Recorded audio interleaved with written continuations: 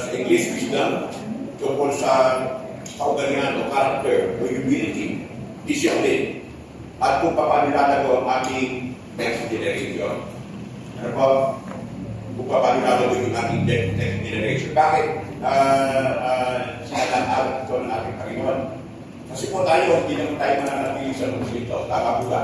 Pero yung mga anak natin, magandang lakaran nila yung ating nilakaran eh. Ano po? May tulong natin yung tamang landas. Tayo din po eh. Ngayon, naalala natin, ang nanay ko, itulong sa amin, at ate ko, itulong sa amin eh. Ano po kaya parang doon po natin tinitingnan doon tayo tumamaan ng mga tamang landas. Kasi kung mali naman, hindi naman natin yung dinadaanan. Sabi ko po yun. Ano po? Yung po yun. Ngayon po kami ito, ano po, sabi ko ng Proverbs 22, sa akin po yun po, ano po. Nice po ba natin makita muli ang area bilang last mga church? Yeah. Alam niyo po, gusto ko pong kahapon po ay may meeting dito ng mga ministers, ng mga workers at saka leaders, ano po, ng buong district.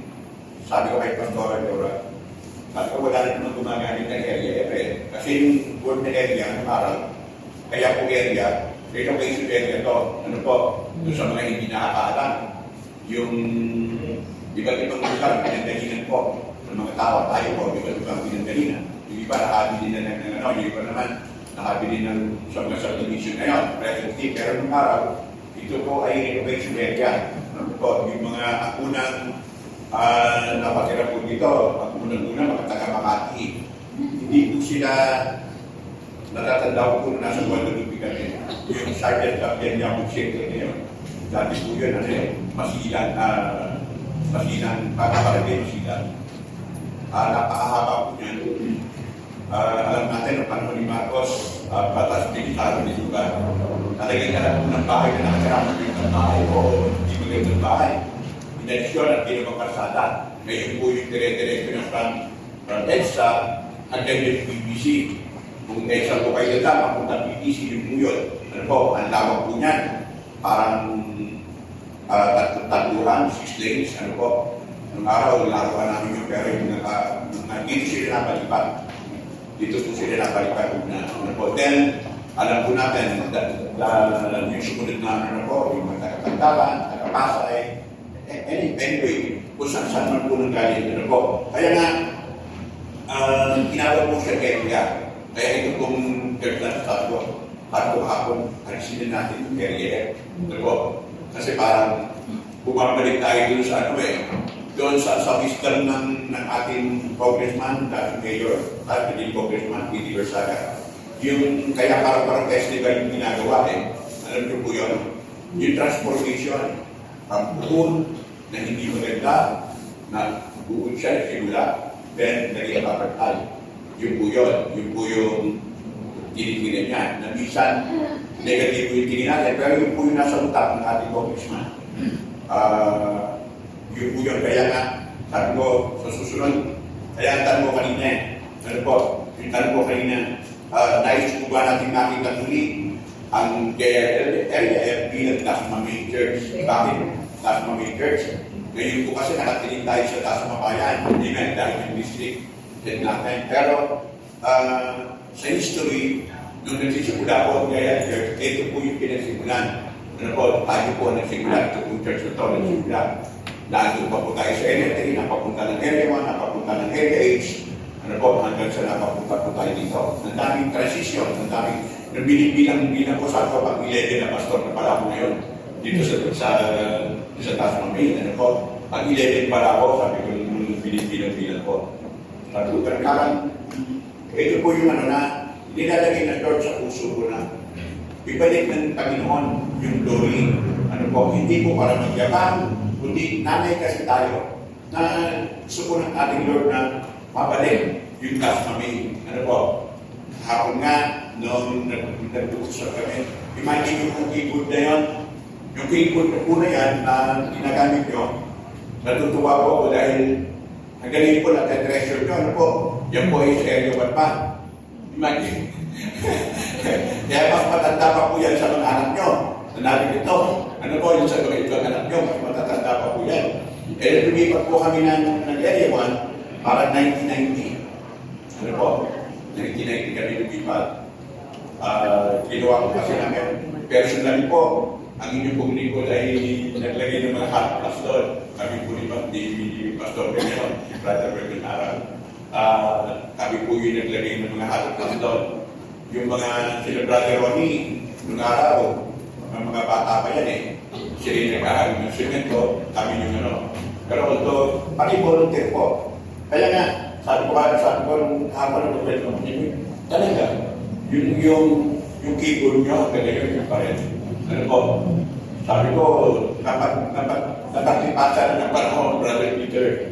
Sabi ko, yung ginagamit kayo, kaya kahapon, yung ginagamit, mamamatay, mabubuhay, ano po. Pero that is good.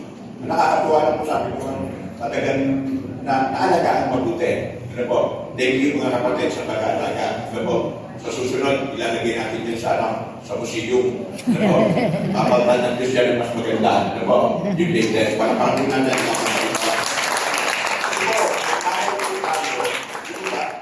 kung nanay po tayo, magandang makikita ito yung madalas na pinagkadaunan ng gagawin. Ano niyo po yung ang last mabayan, yung kanyang keyboardist, dinadala yung kanyang keyboard. Sino pangalan? Si Brother Francis, dala-dala niya yung kanyang keyboard, di ba? Kasi bakit? Yung keyboard natin, mapatay mabuhay eh, ano po? Kaya sabi ko na, Lord, ibabalik ng Lord yung glory. Ano po? Uunti-unti po natin. Ano po? Uunti-unti po natin yan na ayusin, na ipapagandang po. Ano po? Kahit po yung ating plantation po, alam ko naman, nakikita nyo yun nakikita nyo yung video 300, di ba? Yung video 300, Church ng DIL. Sabi ko yung harapan, gawin natin gano'n. Kahit yung harapan lang. Ano po? Para magandang tingnan. Kaya nga, alam niyo po, kung nais po natin magaling yung glory, ano po, o yung testimony church, ano po, magsisimula po ito sa, kailangan po natin yung breakthrough purity that honors God. And it will start in us. Amen. It will start in us. Pwede ba natin basahin po yun? Breakthrough purity. Sige po, sabay-sabay po tayo. 1, 2, 3. Breakthrough purity that honors God start in us. Pakisabi ko sa katabi, sasabihin natin magsisimula yun. Sarili natin magsisimula. Tayo hindi. Kasi kaya tayo hindi, tayo hindi narin ito eh. Amen. Tayo hindi narin ito eh. Alam ng Diyos, alam ng Diyos yung laman ng puso nyo. Ano po? Gusto natin, kahapon yung meeting namin, hindi naman natin kailangan makapag-compete eh. Kasi isang district po tayo eh. Ano po? Isang DIS pa rin tayo. Sabi nga, nagsimula sa atin eh. Pero yung nais ng Panginoon na maranasan natin yung pagsisimula na manatili yung bahay ng nanay ko, hindi ko yung papagayaan. Tama po ba yun? Amen. Pagkabahay ng magulang natin, gusto natin doon tayo nagpipigil yun eh. Doon tayo nagkikita-kita, yun ang pangarap natin. Ako yung pangarap ko sa amin eh. Although hindi naman kalakay yung bahay namin, tama lang po para sa amin, pero sabi ko sa mga anak ko, kapag wala na ako, bahay ko itong lahat. Walang magmamayari sa inyong lahat ko. Para, alam niyo po yun, yung kayo magkakapatid, kung sino man, bahay ng nanay ito. Amen. Walang magmamayari. Kasi bakit sa nanay ko ito, sa anin ko lahat.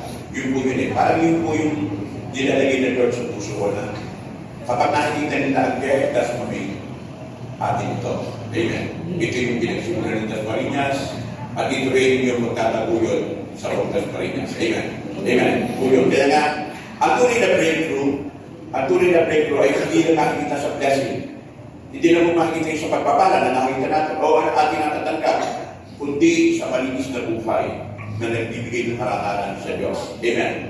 Kaya nga, yung legacy, imagine, yung keyboard natin, legacy na yan. yung ampli ng gitara sabi ni Anthony ng manunan ko. Noong araw po yun, kay pa rin siya eh. Siya yung bahista natin sa pagkakunan bahista. Actually, pangalawang generasyon na siya. Ang mga unang May isa kasi dito, mga si Brother Henry, Amparo, ano po, bayaw ni Sister Liz. Wala po siya, kaya sabi ko Sister Liz. Ibig ko naman si Brother Henry. Ano po, gusto ko makita ng nagsimula na ito po tayo kami second service, marami po tayo makakasama. Kasi tinagyan po sila eh. At po, bisitahin nyo naman yung church na pinagaling natin. Ano po, kaya mamaya makakasama natin sila sa second service. Kaya sabi nga, legacy. Maganda po yung makita natin tayo po sa susunod na liberasyon po natin. Gusto natin makita yung ating legacy. Amen. Tayo may mga pangarap tayo sa ating mga anak eh. Ngayon po, ang pangarap natin, tayo mga senior-citizen na, nanarap ito, pangarap natin sa ating mga apo. Amen. Hindi ba? Ako pangarap ko, sabi ko, kanina tumahan kami doon sa may bilyar. Ano po, ginagawa yung UP. Amen. Nakita niyo po ba yan? Sabi ko, Sally, kaya magpara ko sa UP. Sabi niya, kasi pangako sa kanya ng kanyang papa ko sir, si Pastor Jose, sabi niya, kung maliit pa siya sinasabi sa kanya, mag-aaralan kita sa Ateneo. Sabi, ay, Ateneo, ang layo, sabi ko, sabi ka na UP, ano po, although yung po ibirawan lang, ano po, pero alam po natin, legacy. Alam niyo po yun, di ba? Tayo gusto natin, ang lahi natin, nahigitan yung nating narating, tama po ba? Hindi tayo na lulungkot na nalampasan tayo, natutuwa pa nga tayo yung anak ko. Ito dati, yung apo ko, ito dati. Amen. Ang dami pa nga tuwan-tuwa na yung bahay ng apo ko, nakita mo, ito po yun. Gusto natin makita yung susunod na generation sa atin, mas maunlad, mas maganda ang ginapasan. Tatlong puntos na po yung pag-aaralan natin ng Pubaga. Number 1, purity in character. Purity in character. Sabi ng Proverbs 22, verse 1, a good name is more desirable than great riches. Sabi sa Tagalog, mas mahalaga ang pangalan kaysa kayamanan. Gusto ko pong tanungin yung bagay ito. Ano po? Gusto ko pong tanungin. Check yung sarili palagay, bakit kaya nasabi ni King Solomon na mas mahalaga ang pangalan kaysa kayamanan? Gusto ko rin siyang tatay. Tapos nga kung kami ng matatay. Amen? Sige po. Baka sa palagay mo, bro, bakit nasabi ni King Solomon na mas mabuti ang magandang pangalan? Ano pangalan, bro? Brother Mike po ako. Okay. Sa akin kasi bilang ama, gaya ko, ako lang yung panganay sa amin, sa pamilya lang, ako lang yung lalaki. So, lahat ako dito babae. Na-bless naman ako, nagkaroon ako ng isang anak na lalaki. So, yung name ko, o last name, hindi mamamatay ko na. So, yun kasi ang maging parang natap mo, anong pamilya yun, bilang isang ama, kung paano ka namumuhay kay Lord, how you walk with your baby. Parang yun ang reflection ng generation ng mga sapo. Praise God. Palapakan natin ang ating Panginoon.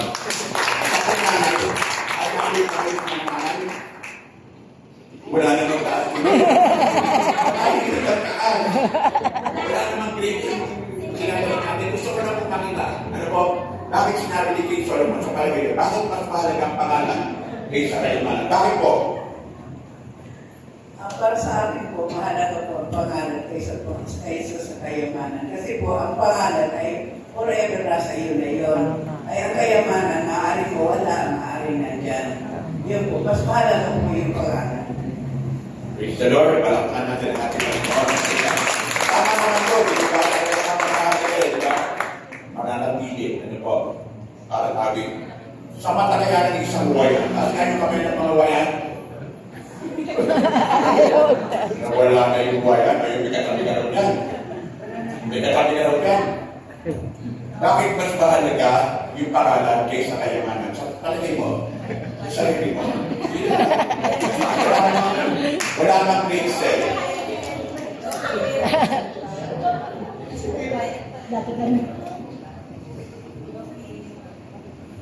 Kaya ko yan. Kaya ko yan. Kaya pala sa unahan. yung pangalan ay parang na pwede siyang mabasa generation to generation, I guess. Yun po. Praise the Lord. Kaya palakaran natin ang ating isa pa, bakit ba sa palagay mo mas mahalagang pangalan kaysa kayo na kapatid?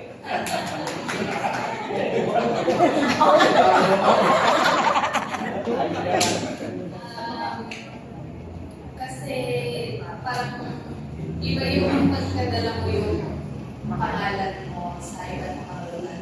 Yung kayamanan kasi parang yung malampasan ako. Pero yung pangalan kasi yung kung saan ka nagaling. Praise God. Maganda naman. Kasi palakaran natin sa isang AABs. Sa isang AABs, bakit tingin mo mas mahalagang pangalan kaysa kayo naman? Yan.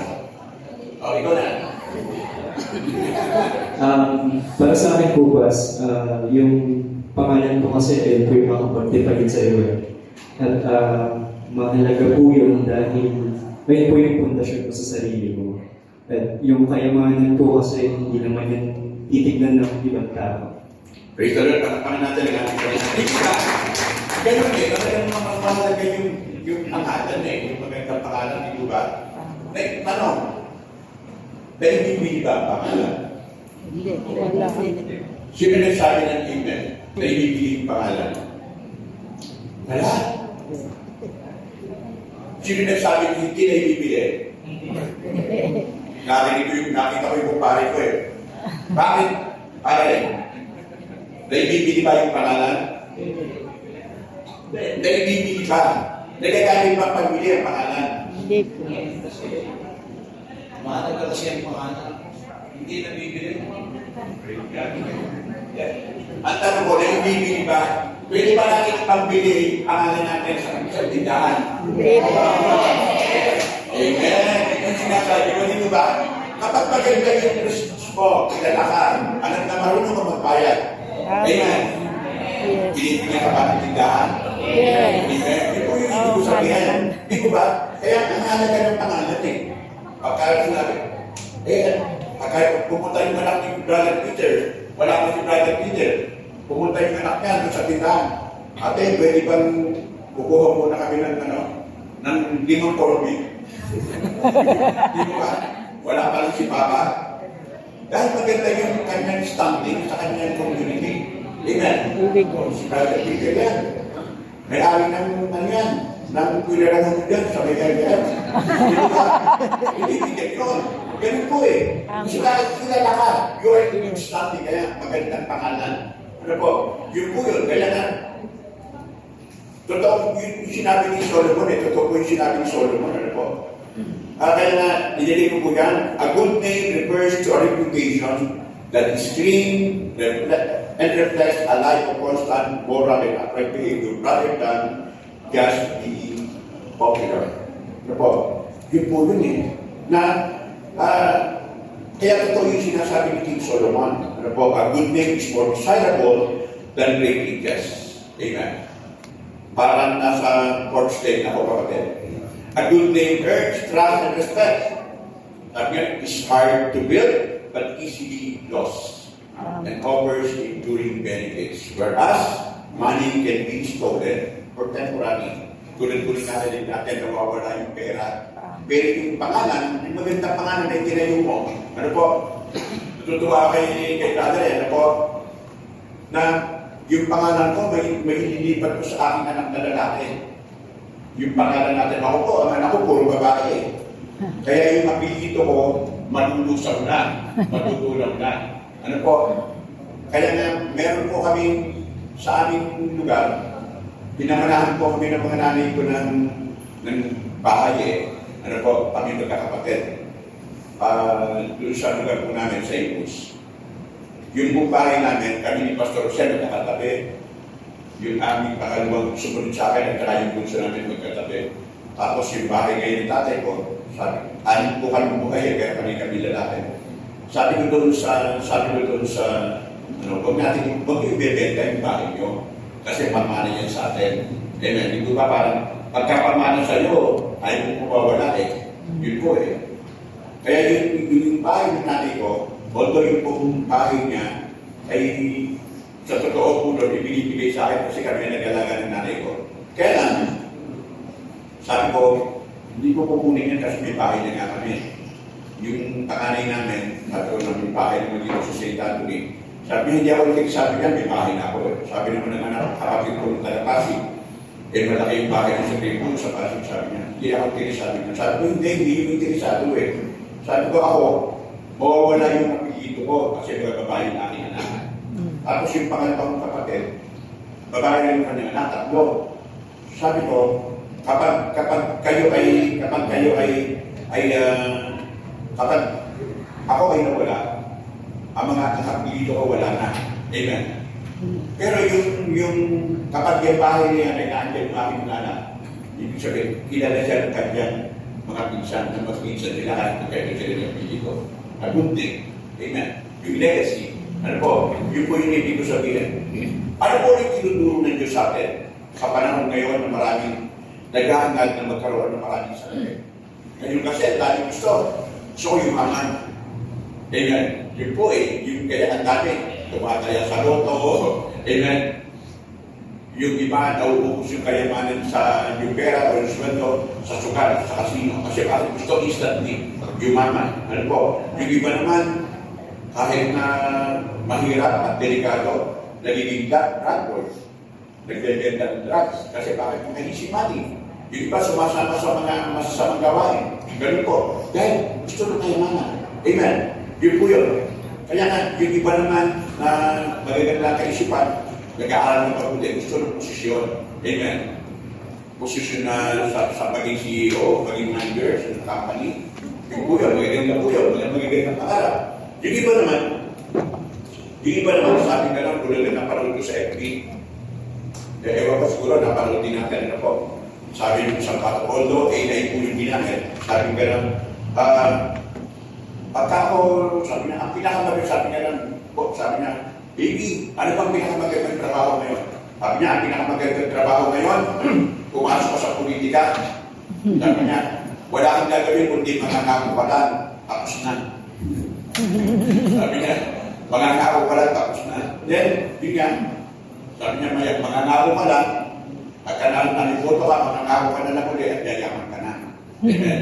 Sabi po, although, biro ka naman po yun sa AI, pero yun po eh, totoo naman nangyayari, di ba? Kaya kami mga dimandahan ngayon sa gobyerno natin eh. Pero yung sinasabi po ng Mark 8:36, and what do you benefit if you pay the whole world and lose your own soul? Ano po? Hindi po lahat, although gusto kong sabihin sa bawat isa sa atin, hindi natin nasa politika yung mga kaisipan. Amen. Alam po natin yan sa ating mga leader. Pero din po may mga purity of heart, may mga good intention kung bakit sila nariyan sa gobyerno. Hindi naman po lahat ay mga kurap. Ano po? Kaya tandaan po natin, a good name is earned, not bought. A good name is built on integrity rather than a material acquisition. Sabi ka ng requiring a pure heart that does not compromise with lies, fraud, or deception. Kaya na yung sinasabi ng Proverbs 22 verse 1 eh. Proverbs 22 verse 1 warns us against acquiring wealth through dishonest means. Yan po, ang dami po niyan na po. Kaya nga, a good name represent a path free from the thorns and snares of immorality.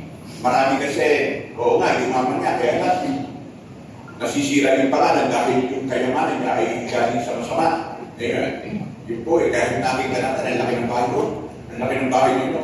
Kaya alam mo naman kung saan ang galing niya. Di ba? Nawawala yung di. Ano po? Nawawala yung kahit sasabihin mo, yung legacy mo hindi na maganda. Amen. Hindi maging maganda yung legacy. Kaya sa Bible, mas mahalaga ang good name. Ang mas malinis na reputasyon. Kaya nga, gusto kong sabihin, ang purity ay hindi na sa panlabas nakikita, kundi sa integrity, honesty, consistency in faith, ano po, bilang mga mananampalataya.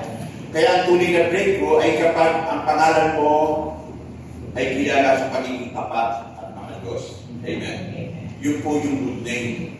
Yun po yung ano, kaya nga, sabi ko kanina, ang pangalan natin, may ibibili natin. Ayan. Kapag you are in good reputation, parang yung polo natin, last Sunday, marami sa atin, halos na tayo kapag, ano po, yung polo natin white, natalo nila pa, kapag natumihan, kitang-kita. Di ba? Kitang-kita yan. Ganun din po yung buhay natin. Madaling masira ang pangalan, pero matagal bago may balik. Amen. Kaya mahalaga yung good reputation. In application po, protect your purity. Guard your testimony because a clean life brings honor to God. Amen. Bakit po nasabi yun? Dilinis na po tayo ng ating Panginoon Jesus. Right? Yung tinanggal natin siya sa Lord and Savior, manubuhin natin. Kaya nga, sabi nga doon, ingatan natin ang kalinisan. Ingatan natin yung kabananan. Hindi po tatanggapin ng maraming tao sa ating kapiligiran yung ating testimony o yung ating faith kung sila yung ating reputation. Amen. Tandaan po natin, ang buhay na malinis ay nagbibigay ng karangalan sa ating Diyos. Amen. Yun po yun. Kaya nga yung legacy, may papasa mo sa iyo susunod na sa ating lahi. Yun po yun. Ano po? Number 2 po, purity and humility. Ang tunay na breakthrough ay galing sa banal na pagkatapos sa ating Panginoon. Yun po yun. Ano po? Kaya nga purity and humility is the inward cleanliness that leads to outward righteousness. Resulting from the heart that humbly submits to God and seeks to be holy, yes, He is holy. Kaya nga yung sinasabi ng Proverbs 22 verse 4, through humility and fear of the Lord leads to riches, honor, and long life. Kaya nga, yung po yun ano po, yung true humility. Sabi niya may true. Pero kasi isa yung false humility. Ano po, parehong humility, isa true, isa false humility. Ano po, kaya nga sabi niya ng Proverbs, true humility, sabi ni Solomon. Yung totoo, sabi niya, and fear of the Lord. Mahalaga yung buhay mo ay nasa salamin. Tinuturo sa atin ng Biblia kung paano po tayo mabuhay. Ano po, kaya nga, yung hindi shortcut ang breakthrough. Ang tinuturo sa atin ating parang, itinuturo ng ating Diyos, pero sabi na, hindi shortcut ang breakthrough. Hindi ito diskarte lang. Ano po? Hindi po mangyayari yun. True breakthrough is the result of humility, fear of the Lord, and submission to the will of God. Yun po yun. Ano po? Ang tunay na breakthrough ay bunga ng humility. Pag sinabi po natin, yung hindi mo iniisip na mas patas ka sa iba. Pagka sinabi natin humility, yun po yun eh. Kahit na ito yung napag-aralan mo, pero tinitin mo ang sarili mo na hindi mas patas sa iba. Yun po yung kaya nga, minsan natin, ang humble naman yun.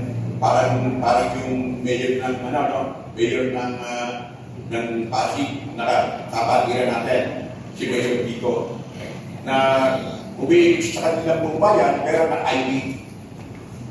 Hindi siya nahihiya mag-ID. Bakit? Ipinapakita niya sa mga tao na pipilihan niyo ako. Yun po yung ibig sabihin ng ID. Di ba sa company? Kaya tayo may ID na sotso, hindi siya pinipilihan pa. Pwede ka patanungan ng mga bisita na magdarating sa company. Hindi kayo yung reliable source.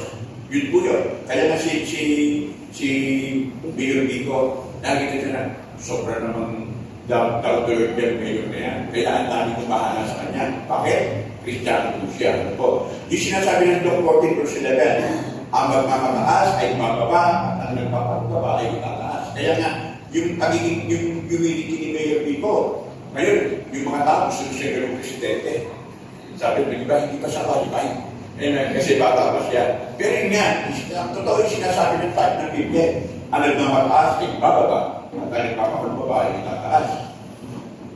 Sinasabi po ng Diyos ang mga mapagpataas, ngunit binibigyan niya ng biyaya ang mga mapagpababa. Sabi ng James 4:6. Pinatunayan po yun. Sabi ng James 4:6, sinasaluhan ng Diyos ang mga nagmamataas, ngunit binibigyan niya ng biyaya ang mga mapagpababa. Fear of the Lord. Ito po yung pag sinabi natin, fear of the Lord, hindi malalim na pagkakakilala sa pagkalan sa ating Diyos. Ano po? Na nagre-resulta ng ating malalim na pagsamba. Kaya nga, kanina nag-worship tayo sa ating Panginoon. Bakit tayo sumampatisan? Sumasamba tayo, wala tayong pakialam sa katabi natin eh.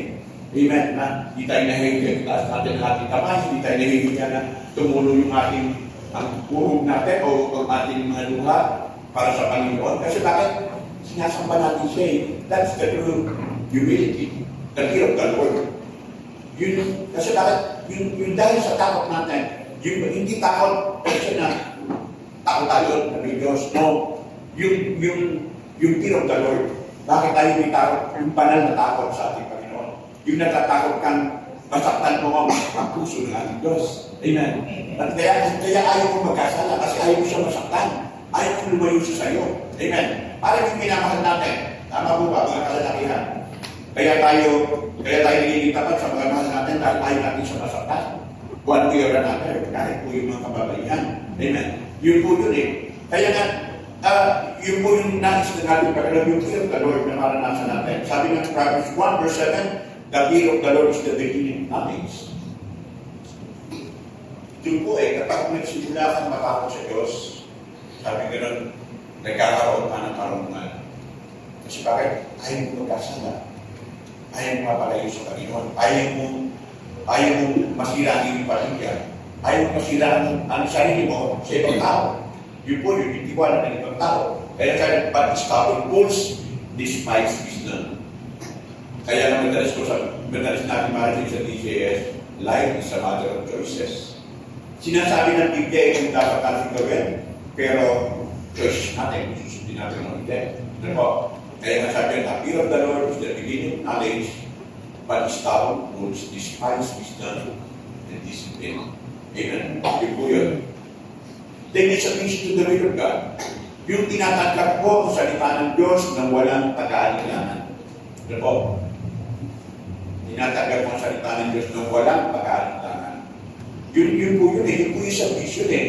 Kaya, may papagkatiwala mo sa kanya yung kanyang yung kinabukasan at inuuna mo ang kanyang kingdom bago ang personal ambition.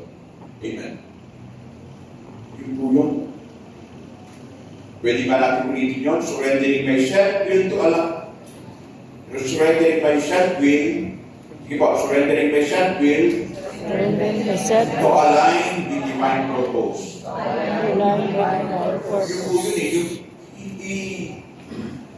Yung sarili natin tayo, may gusto tayo eh. May gusto tayo tulad ng araw na to. Amen.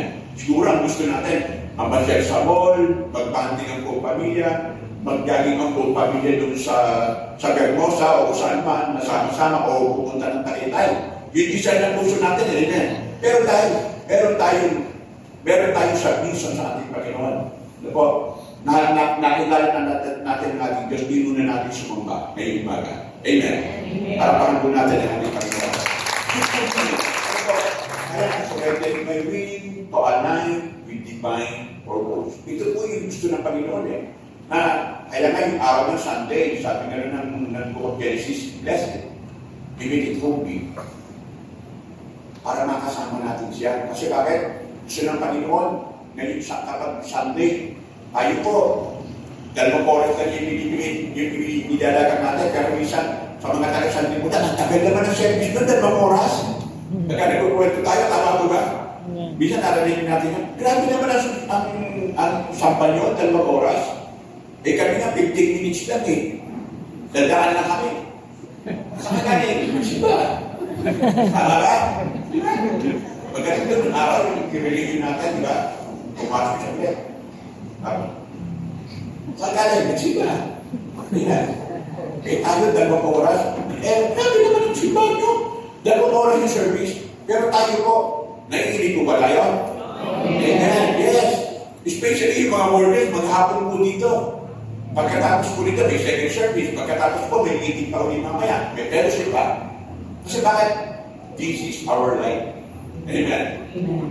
Ito yung buhay natin eh. Dito tayo nag-enjoy sa feeling ng ating Panginoon. Ano po? Kapag ang puso ay malinis at mapagpubaba, doon ibinibooks ng Lord yung kanyang favor. Amen. Tandaan po natin yan. Parang, di ba? Ngayon po, panahon ng mangge. Pagka nakita natin hitik-hitik yung puno ng mangga, di po ba nakalaylay yung kanyang mga sana? Humility. Nagpapakumbaba po siya. Ang puno po ng ang puno po ng prutas, kapag itindig sa bunga, lalo yung buyo ko. Amen. That is humility. That is a vision. Yung iba po, yung po yung kidway, magpuno, wala nga sa bunga. Parang yung puno ng ito puno ng hindi naman nabubuhay na rin yung kawayan eh, po. Kasi ginagamit natin yung kawayan. Hindi siya bunga, pero ang daan niya. Ang lugay po yung nagwagayway. Di ba? Pero yung puno ng mangga, kapag puno ng bunga, lalo yung buyo ko. Lalo nagkakakumbaba. Kaya nga, kung magpapatas ka, walang humility, madali kang pagkikuan. Amen. Pero ang puso ng may takot sa Diyos, tanda natin, mag-ibay. Amen. In application po, purity means removing pride. Kapag mayabang, walang breakthrough. Amen. Kapag mapagkumbaba, itinatas ng Diyos at kumakaba ang buhay. According to His promise. Amen. Number 3 po, purity that shapes the next generation. Purity defined as lifestyle integrity, moral commitment, and spiritual dedication. Sabi niya, shape the next generation. Ano po? Shape the next generation. By providing a foundation of mental clarity, emotional stability, and in many perspective, spiritual alignment. Kaya nga, ang purity ay hindi lang personal. Ito ay generational. Amen. Kaya nga, yun po yung yung pangalan mo may papasa ko sa ating anak. Yun po yun Ano po ang kailangan dapat natin gawin? Kaya sa tuwag na, yung purity ay hindi personal, ito ay generational. Kaya ano po ang dapat natin gawin bilang mga kayayang people? Amen. Ano kaya ang dapat natin gawin bilang mga kayayang people? Iikot pa ulit ako. Amen. Sabi nga naman, ano po dapat natin gawin? Sabi ng Proverbs 22 verse 6, train a child in a way he should go. And even when he is old, he will not turn away from it. Kaya nasabi ko, bilang mga kayayang people, yung anak natin, dali natin sa church. Kahit sabi niya, baby pa yan. Sabi ko sa inyo, wala akong pakialam kung ang yung baby ay andito sa tabi ko, hawak-hawak yung pagtalo ni pastor. Huwag lang akit ng stage. Ano po? Lahat natin dito lalaki sa church. Kasi, sabi niya, train na guy in the way you should go. Yung aming mga po, pagkapanganak pa lang po yan, tulad ng aming mga anak, pagkapanganak pa lang din, dala-dala ko na sa church. Ano po? Natatanda ko yung aking panganay, Area 3 Elementary School, Sister Nils. Buhat-buhat ko siya doon. Ano po? Buhat-buhat ko siya, dala-dala ko siya doon. Nakakaalala ko sa Panginoon. Kasi bakit? Ito kasi palagi yung dahilan yung asawa ng mga asawa natin, pagkabakang panak, hindi na ako sasama kasi wala mag-aalala kay baby. Di dali si baby. Di mo ba? Dali si baby. Nung dali si baby, tayo rin alagaan natin yung anak natin. Pare-pare tayo mag-church. Yun po sabi ko sa inyo, nagis na po na ang anak ko, kumakanta na. Nag-worship din niya. Kaya nga nung di ba, parang natin ang ating Panginoon. Nung napapunta ako ng Salawag, then naiwan ko yung anak ko sa taas namin. Biglang lumikot siya sa Salawag. Mag-i-special number ako. Ito mag-i-special number. Hindi ka naman, sa tayo naman namin, wala naman kumakanta Ano po? Unless naliligo. Pero yun nga, kasi bakit na-train siya sa church. Train a child in the way he should go, even when he is old, he will not turn away from it. Kahit po yung kapatid namin ngayon, isingin mo na kanina, inisip namin, dahil sa English pa kami galing, kailangan madaling araw, di po ba? Isa na ng CR. Kailangan pipila ka sa CR, tama po kaya gigising ka ng maaga, na mas maaga, kasi kailangan umalis kami ng 6 para makarating po kami dito ng 6:30 kung walang traffic. Ano po? Alam po naman natin yung panahon natin ngayon. Kaya nga, yun po pag ginising ko ang anak mo, ginising po namin kayo ako namin, maaga, ginising naman ng mama niya, Wala kang iyakan yun. Kasi bakit? Train a child in the way he should go. Alam niya, someday, pupunta ng church. Amen. Yun po yun eh. Kaya nga, yung inilagay ng Lord sa puso ng araw eh. Ano po? Sabi ng Panginoon, sabihin mo sa mga tao, kung ngayon buhay ka pa, hindi ko kasama ang anak mo. Pagpatay ka na kaya, mag-church kaya sila. Totoo po yun. Inilagay po ng Lord ang Holy Spirit sa puso ko yun. Sabi niya, tanongin mo nga yung mga tao na ngayon kung ngayon buhay ka pa, hindi ko rin sasama yung anak mo. Kapag wala ka na kaya, mag-church kaya sila. Sa palagay niyo po. Amen. Ngayon, hindi natin may sama ang ating mga anak. Kaya nasabi ko, madalas mga magulang. Hanggang ngayon po, meron tayong authority sa ating mga anak. Amen. Kung ngayon po, kaya natin silang dali. Kasi may authority tayo sa kanila eh. Lalo na, tayo pa nagpapakain sa kanila. Ano po? Bisa na, kahit na hindi na tayo nagpapakain eh. Tulad po namin kayo, senior citizen na, nagpapakain sa amin. Yung mga anak ko na. Ano po? Siyempre, number 1 ng Lord. Ano po? Pero yun nga na, yun po eh, may authority tayo sa ating mga anak. Kasi bakit? Dapat ngayon pa lang isama natin sila sa church. Dapat ngayon pa lang makilala nila ang Panginoon. Dapat ngayon pa lang masanay sila na sumasamba sa ating Panginoon. Matutunan nila yung tamang pagsamba sa ating Diyos. Amen. Yun po yun. Kaya purity that shapes the next generation. Ano po?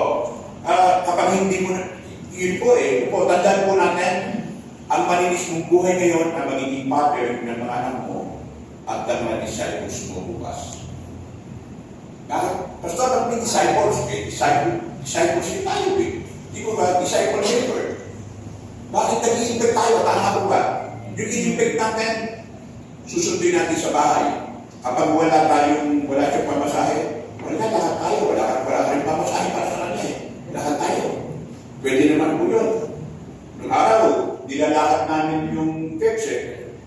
Nasa St. Anthony kami nakatira. Pagpunta ng Area 3. Ngayon, sinasakay na eh. Ano po? Yung ganun kalapit, pero yung araw, pagaling-baling lang kami. Bali-wala lang eh.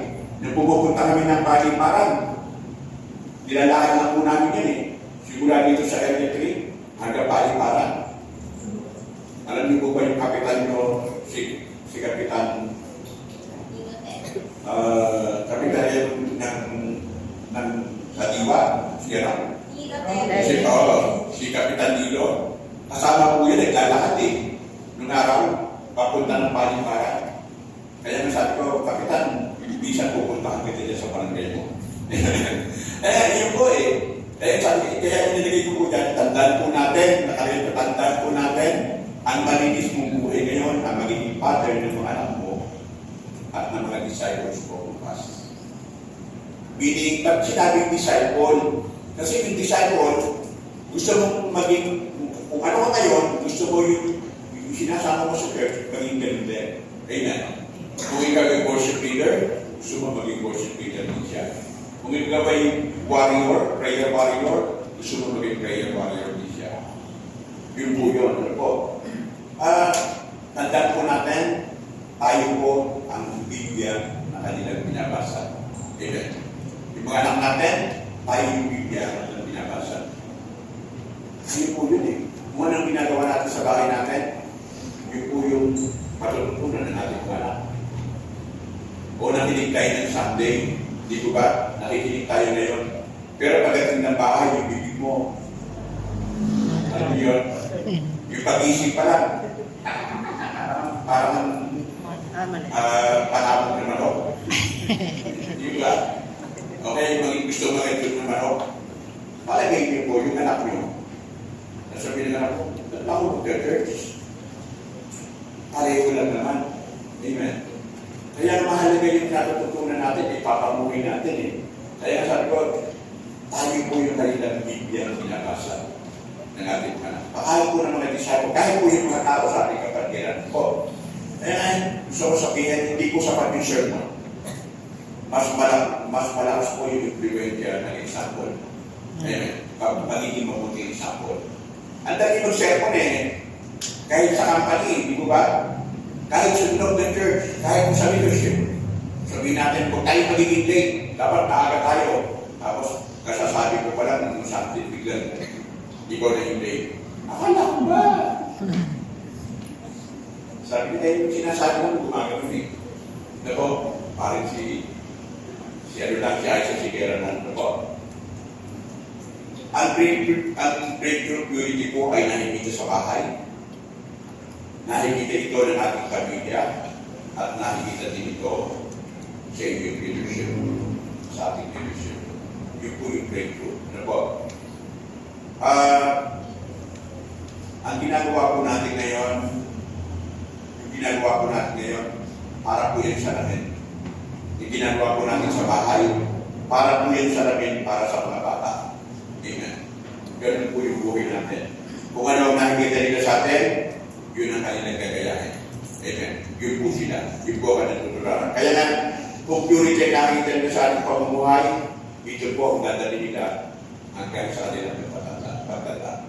Kaya na time, we will not go, when he grows up, we will not depart from him. In application po, if we want breakthrough generation, we must model breakthrough purity. Amen. Yun po yun eh. Hindi namumunga ang magandang puno ng masamang bunga. Amen. At ang masamang bunga ay hindi namumunga ng magandang ang masamang puno ay hindi namumunga ng magandang puno. Ano po? In my conclusion po, Proverbs 22 remind us, purity protects your name. Purity attracts God's favor. And purity shapes the next generation. Ngayong February po, nagsisimula ang taon, hindi na po tayo naghahanap ng breakthrough sa ating finances o ministry o sa pamilya. Ang breakthrough po, ang tunay na breakthrough po ay isang pusong malinis na nagbibigay ng karangalan sa Diyos. Amen. Yun po yun. Ano po? Kaya nga, breakthrough purity that honors God starts in us. Sa atin po magkagaling yung breakthrough purity. Amen. Gabayin po tayo lahat. Ang karaniwan,